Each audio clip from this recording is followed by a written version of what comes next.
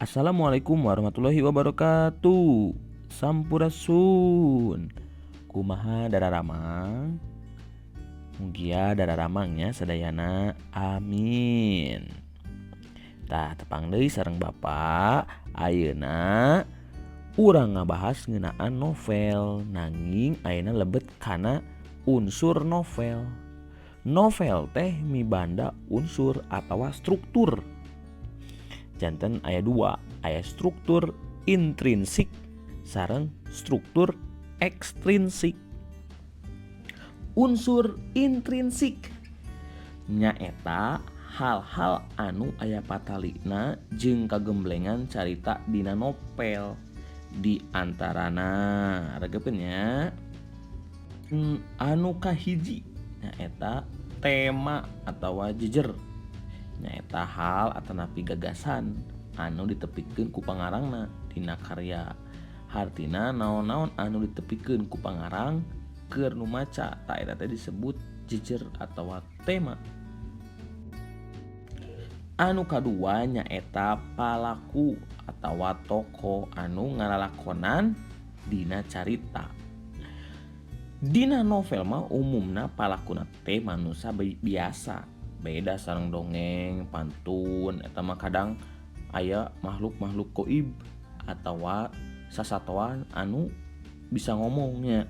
Benten ari novel mah tokoh atau manusia biasa anu mibanda karakter. Karakterna nya rupi-rupi, aya nu sabaran, aya nu barangasan, babarian, bager, tukang ngabohong, rupa-rupanya. Tah cindekna unggal palaku teh mibanda karakter atau watek sapertos manusia biasa atau saumumna orang aya dina kahirupan sapopoe.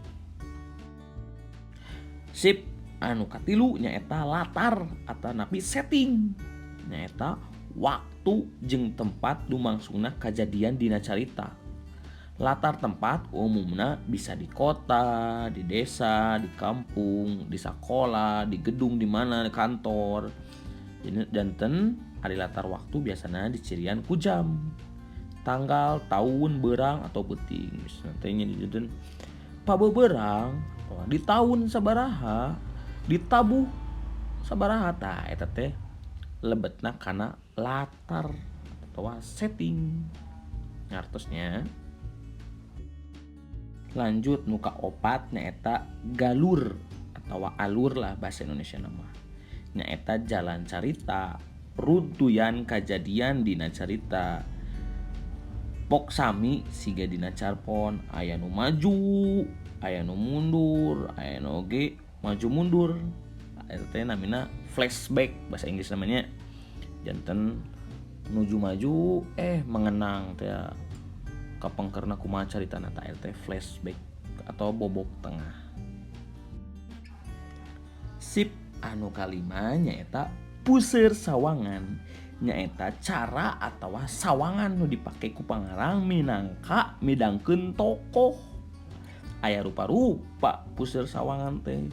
Misalna jalma kahiji kuring, aya kuring sebagai tokoh utama, aya kuring sebagai tokoh tambahan, aya oge anu nganggo jalma katilu, nganggo kecap manehna gitu. Tah ieu tiasa katingal lamun urang nuju maca novelna. Kapendak manganggo puseur sawangan nu kumaha. Anu kagenep, anu pamungkas nyaeta amanat. Nyaeta hal-hal anu ditepikeun ku pangarang dina carita novel. Amanat ieu bisa kapanggih ku nu macana saenggeus urang neuleuman eusi caritana. Biasana geus tos maca rengse di awal dugi ka rengse. Biasana aya nu ngandung nasihat, piwurug atawa hal-hal anu bisa ditulad atau dicandak ku urang bekeleun. Biasana mah nu positif. Tah gitunya. Tah ayeuna urang ka unsur ekstrinsik. Ieu mah sakendik. Ari unsur ekstrinsik teh unsur luar anu mangaruhan eta novel. Sapertos tina kasang tukang pangarangna.